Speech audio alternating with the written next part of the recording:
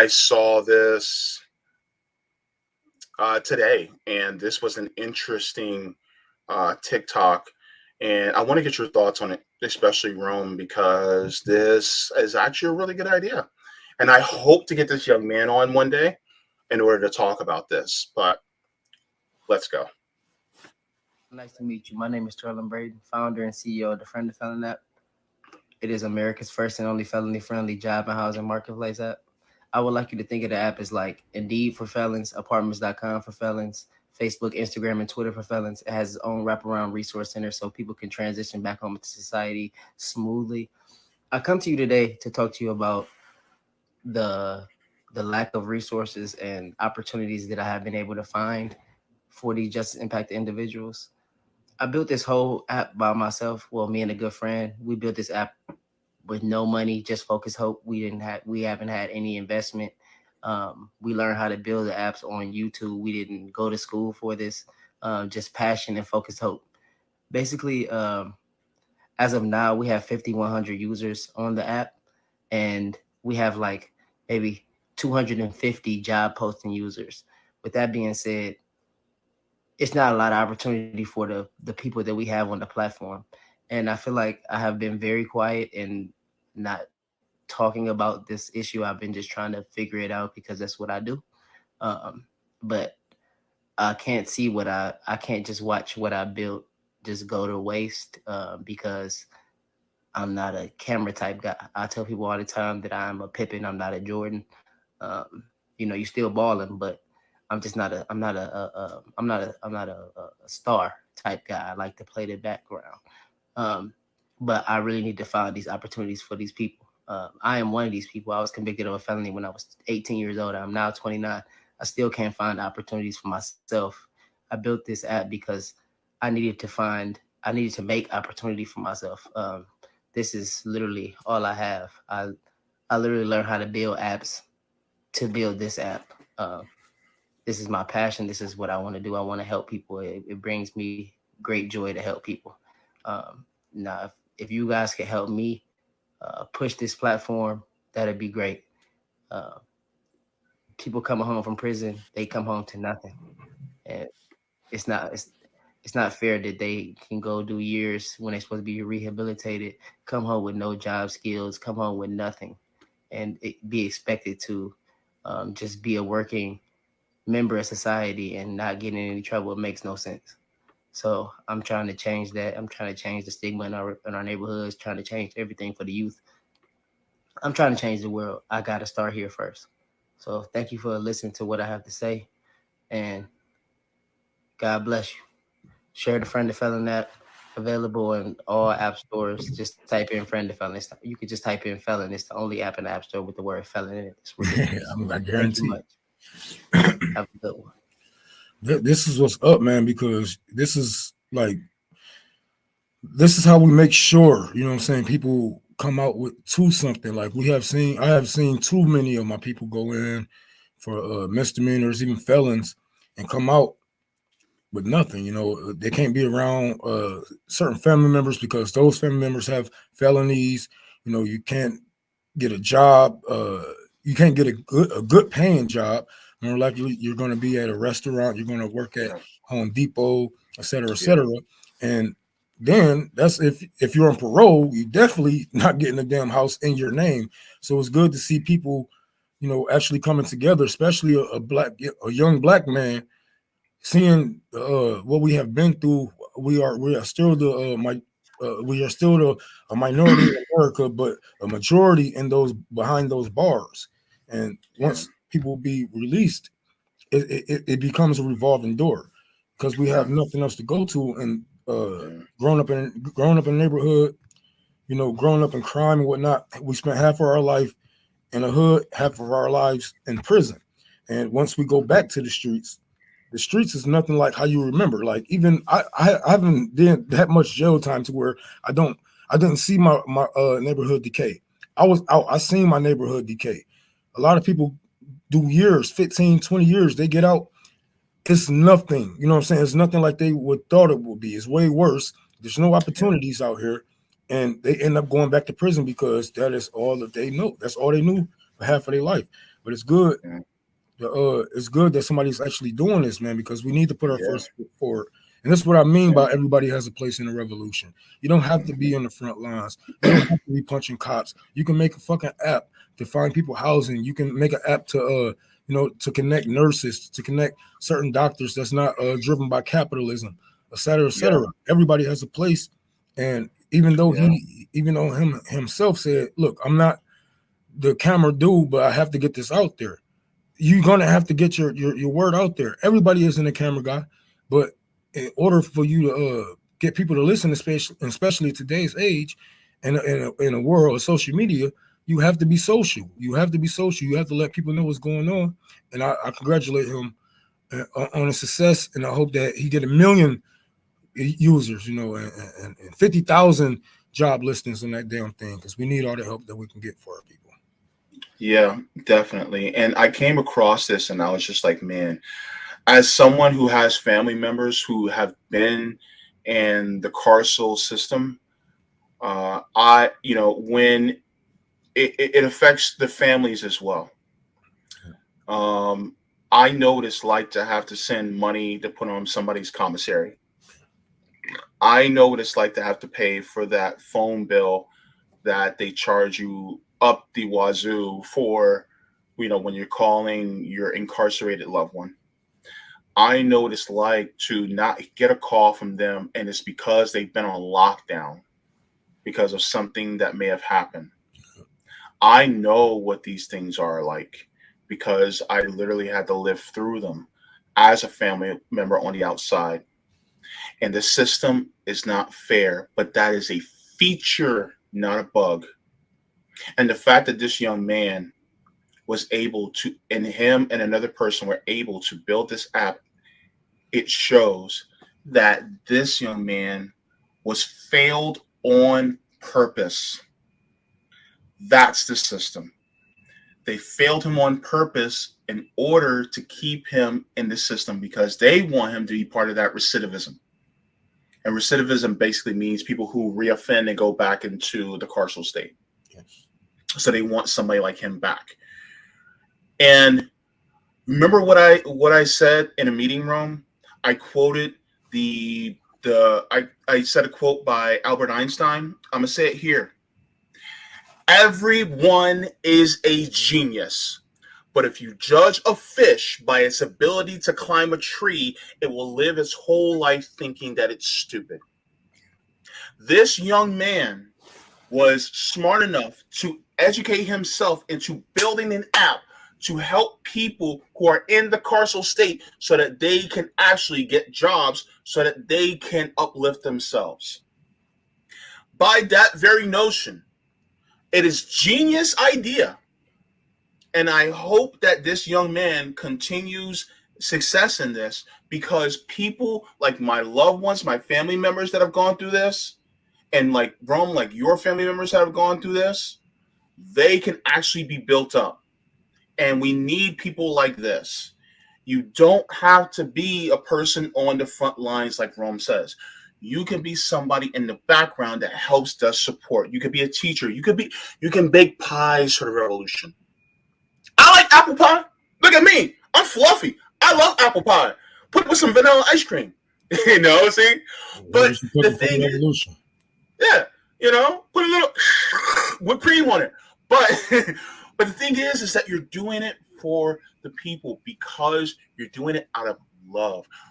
Revolutionary acts is a rebellious act, but it's also a loving thing to do. And what this gentleman did was a loving thing. It was a labor of love.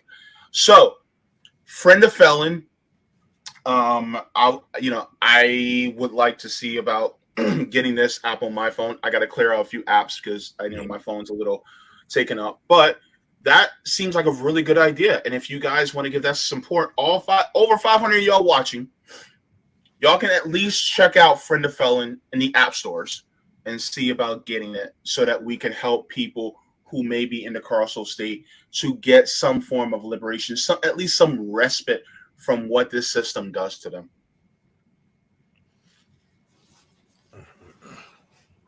Peach cobbler for the cause. I love it. Oh, peach cobbler hit though, Rome. Oh yeah, I love peach cobbler. Oh yeah. Fruit. Mm-hmm. Peach, pears. I can't eat a lot of fruits. I'm allergic to a lot of fruits. Really? Mm-hmm. I'm allergic to a lot of fruits. It wasn't Oh. always like that. I'm allergic to bananas, kiwi. Well, I mean, you are a straight guy, so.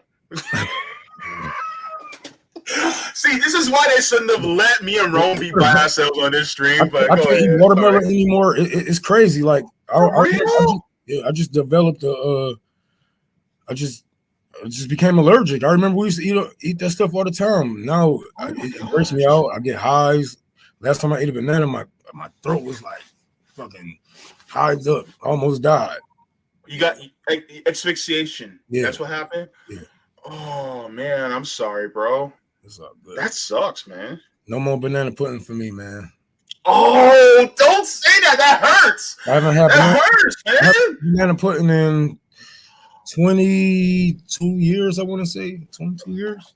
God. I want to hug you right now, man. Everybody need to give Rome a hug because no banana pudding. Oh, woo, bro. No banana bread, none of that. I can't even have artificial. That sucks, bro.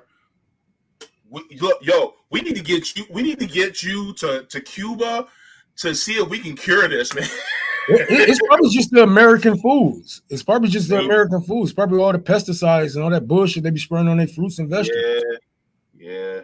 Tomatoes not even. Tomatoes used to be my favorite fruit, and now I can't even. I can barely eat a tomato nowadays. Oh man, you can't even have grilled cheese with tomato. Crazy. Damn. Like saying GMOs. I don't know what the fuck it is, but it ain't right. Man. Yeah. Well, all right. So I'm gonna go to another one.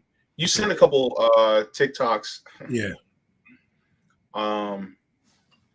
That you wanted me to react to. I haven't watched them yet, so let's see. I think everybody will like these. So yeah, I love stuff. And yeah, of course I'm black.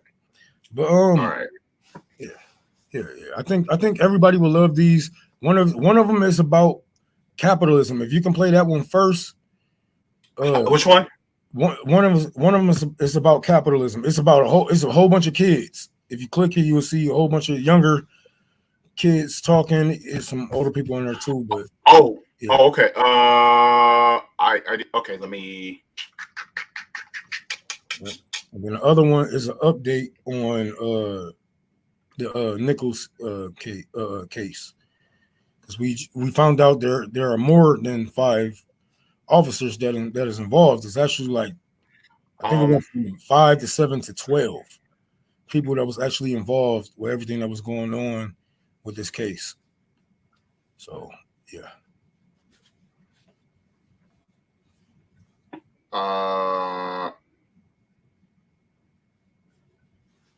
Okay. I think this is it. Hang on. Let me share my screen and see if it's the same one. If you see a black dude talking in front of the camera, that's not it. If I see a black dude talking in front of the camera, that's not it? Yeah, that's not the one. That's the second one. Oh damn. Okay. I think I might have missed that one. Lies.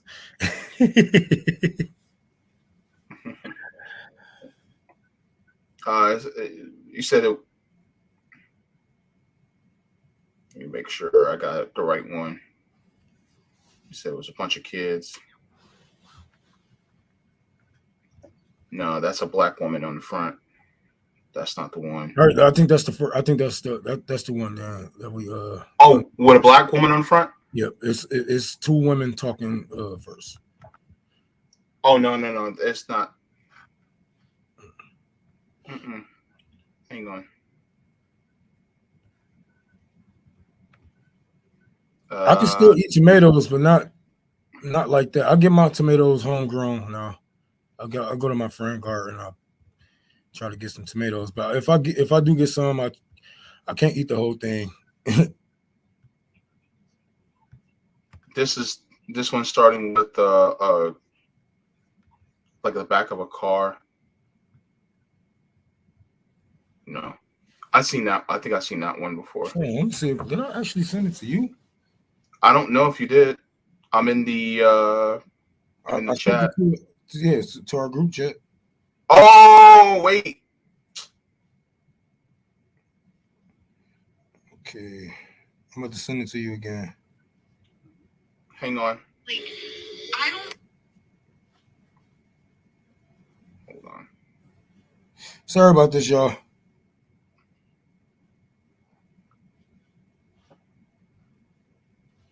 Yeah. Yeah, I just sent it. Oh, you just sent it? Okay. Okay. Thank you. Yeah, growing vegetables isn't difficult. It's just all about the tools. You just need tools, man. Tools is a big part.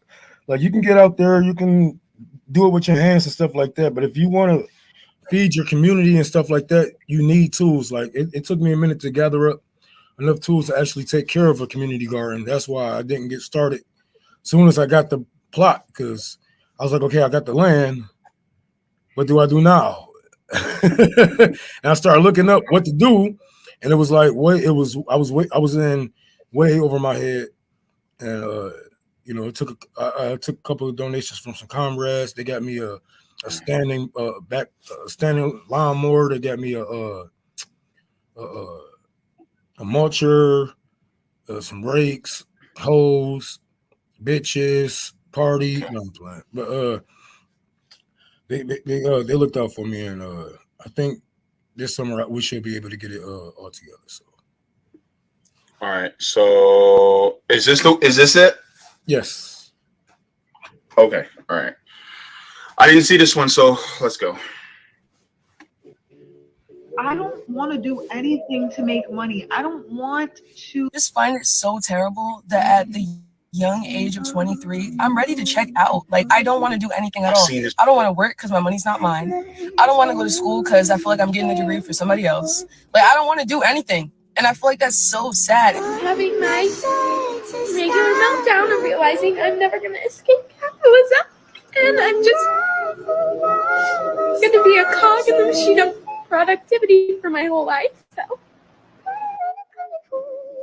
you know that numb feeling that you have now? Like that sense of ambivalence? Like you're kind of just going through the motions. in my world and pretending like this is just life. I was at work today and I said, I can't believe that our parents and our grandparents and everybody else before them worked and go to every work day of their fucking life for the rest of our lives. Same fucking monotonous, 5 days boring a ass week shit. to 40 earn plus hours a 2 week weeks of just to vacation. retire at the ripe age of what, 60, 65, 70, where they literally can't enjoy the money that they have made. Quitting and that this generation doesn't want to work. The reality is many of us that are in my age or a little older, a little younger, are working jobs that do not care about us as people. And I'm going to say that again because I think that's a very, very important distinction that a lot of people are forgetting. I am not going to fucking kill myself over a job that doesn't care about me as a human being. I am not going to put in a 60-hour work week and pull myself up by my bootstraps for a job that does not care about me as a person. Pushed to their limit. Like, people are exhausted. If you work a regular job, even if you don't work a regular job, the constant stress of having to worry about how to make ends meet. Y'all, I've had a series of fucking panic attacks at fucking work today. Like, we are not supposed to live like this, y'all. I go to work so that I can afford my house and my car, and I have to have my car so I can go to work. We all live so isolated from each other, so instead of, like, sharing resources, like sharing a car so you can get to work, so that everybody doesn't have to have their own fucking car that drives to the same place every day and then sits in a parking lot all day. We do not want to spend any more of our time selling stuff to people. We want to spend our time on something that feels good for the collective. I want to help people. What's wrong with capitalism? The first question. Well, on one level, and this may strike you as a bit contradictory, Nothing's wrong with it. And what do I mean? I mean that it's working the way it always has. It is pursuing profits. The people who own and operate the businesses of the United States, the factories, the offices, the stores, are looking to make a buck. They're doing business the way they always have. I wanted to talk about this because I had mentioned a couple of days ago. Can you imagine how our children are going to live? Can you imagine the generations up under us? How are they going to live with us gone and us not fighting correctly, us not teaching correctly, and showing them the steps to liberation?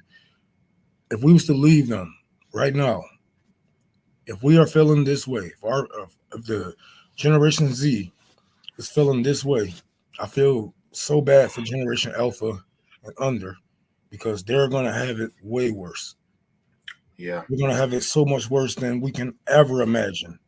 We think these are dark times, but dark still shows light. You can still see in the dark. You can still see in these dark times, but in the times coming, it's going to be pitch black for these children. It's going to be pitch black for the generation. They have no future without us fighting, without us actually leading and fighting for a change. This isn't just something that RBN made up. I never seen any of those people a day in my life. I'm pretty sure they probably never heard of RBN, never heard of me or any of that. We all are feeling this way. Majority of this country is feeling this way. We are not alone. When you feel like you want a revolution, nobody else out there want a revolution. Many people, I'm pretty sure over half of Americans want something new. They just need to know what is going to come after the system is overthrown. And what the generation up under us looking at socialism, this is our time to lead. This is our chance to lead. We have so many soldiers that's ready to fight. Look at these kids and these adults who's ready to give their everything because they know that they cannot survive capitalism. They know they cannot survive. So what would they give to have a better life? Everything. What is everything? Everything. Because why should I just stick around just to be like the young lady said, a clog in a machine? You just sticking around to be a clog in a machine, then you're going to end up killing yourself from depression. You're going to end up drowning yourself out, trying to escape capitalism with drugs, with Xanax and booze, and you cannot survive. And we need to show these children that they have an army, they have people that's politically minded and ready to go out and make this world a better place. We have to show people that we are teachers, we are healers, we have their back. Because one thing that we didn't have as millennials is the backs of the previous generations. It's the generations before us. Not saying all of them, but the majority of them did not have our back. They did not have our back, and now we are just fucked. Now we are fucked. But we got to show them that it's okay to cry, and it's okay to be a fighter. It's okay to be a fighter because I got your back. And when I saw this video, it warmed my heart, because sometimes I do feel lonely out here. Sometimes I do feel like I'm one of the only ones saying revolution, revolution, revolution of a reform. But I'm not alone. There's millions of us out there. Yeah. I'm gonna give you guys a little bit of a story. And this, I actually have seen this video before, but I never shared it because it breaks my heart. But this was a few years ago, back when I worked for a large department store. And I was coming out of somewhere. I think I was coming out of the back room. And I was going back to my position because I was in the electronics department. And I was standing there and I just started bawling. I was in tears. And because I was just tired, here I am. And yes, I I've been on dialysis for 15 years. So yes, I was on dialysis at this time. And I was just bawling in tears because I was just so exhausted. And I couldn't even verbalize how I was feeling. It was just this fatigue that overcame me. And you feel like you're on this hamster wheel that you just can't get out of. And you're being sucked dry of all your energy. And you know what the kids call that? You know what the kids call that nowadays? They call that the capitalism cry.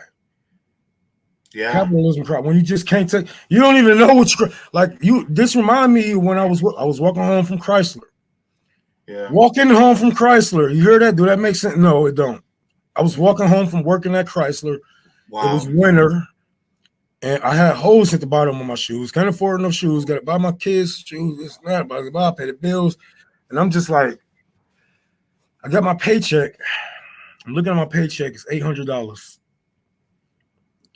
I'm just like, I can't do nothing with this. Like, this shit is gone as soon as it's spent. I'm walking past the train track. That's all I remember is the train came so fast. The motherfucker, I tried to run, and it was just like that. That was just a straw. It was like, like, man, I just can't take it no more. Like, I just can't take this shit no more. There's no way we're gonna survive without me working at Chrysler, selling weed, selling my ass, doing this, doing that. I'm tired. I'm fucking tired.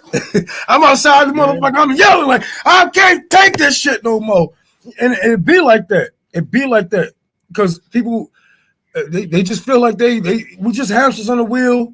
Go ahead and pay your bills, get your ass back to work. You don't get to enjoy your life. You don't get to enjoy your kids. You don't get to enjoy nothing.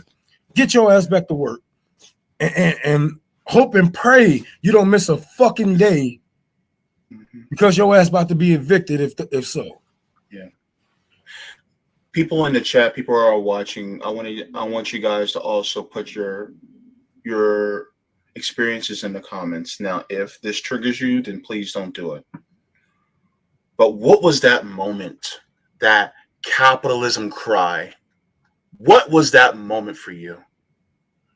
And I want you to take that moment and I want you to use that as fuel to fight against the system that made you cry.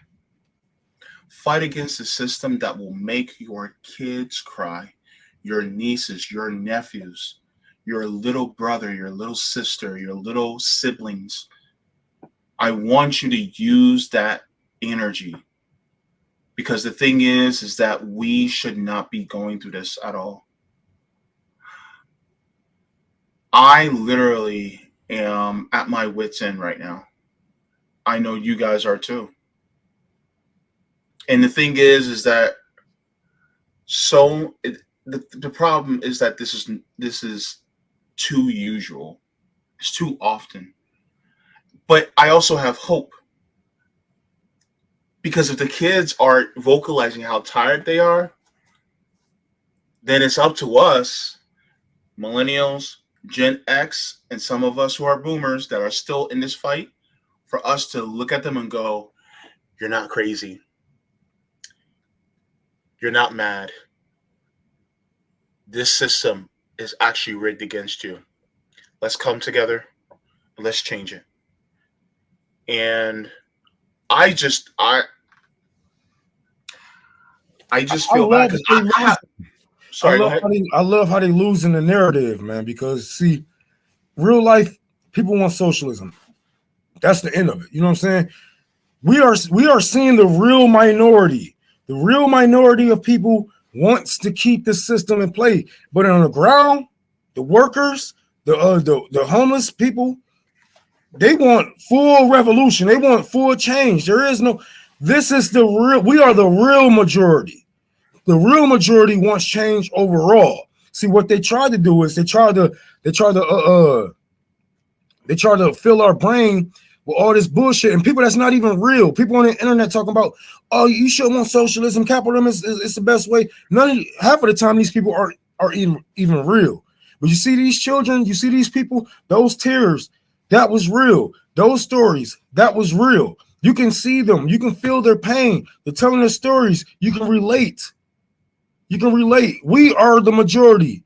socialists, communists in America. We are the majority.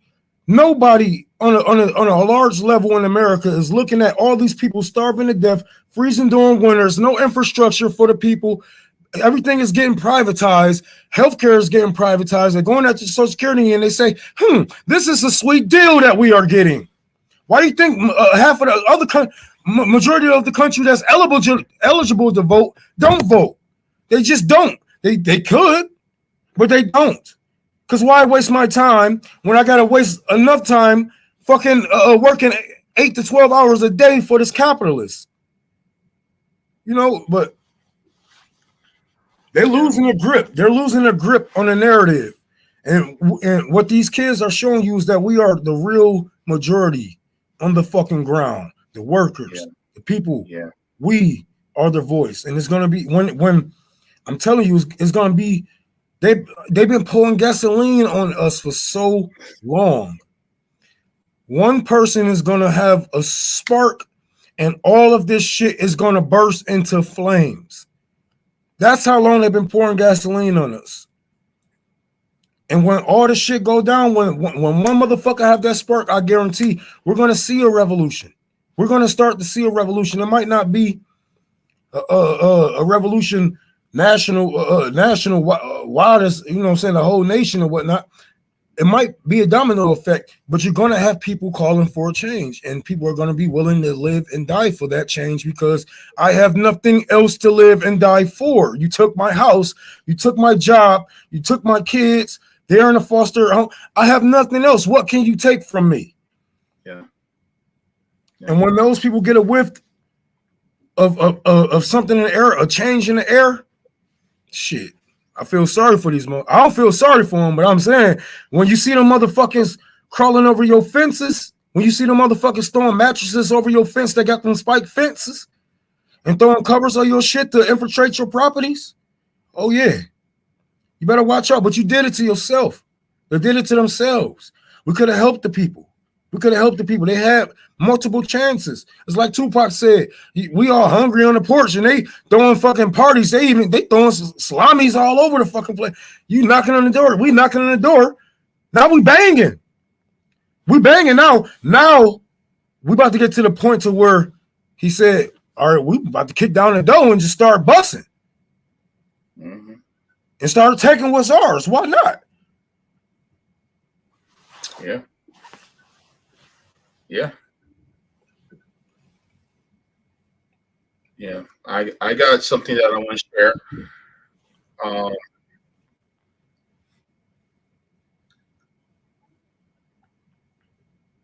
So I'm going to share my screen really quick because this actually has something to do with what you just said.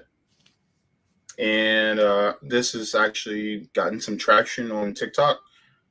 I hope that a lot of people watch this because, well, I think what I said was true.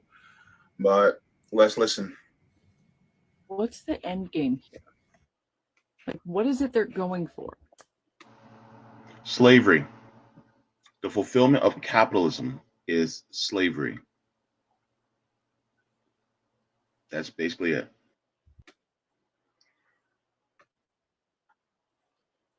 That's it. You will own nothing and you will be happy. Basically. Better yet, we should start saying this. I will own you and you will obey. That's what we should start saying. That's these it ain't about owning the damn thing, but you. They got you. They got your mind, your body, and your soul. They got your mind, body, and soul trapped in the booze, trapped in the drugs, trapped inside their walls, whether those are prison walls or those are worker walls. They got your mind, body, and soul trapped. Take yourself back.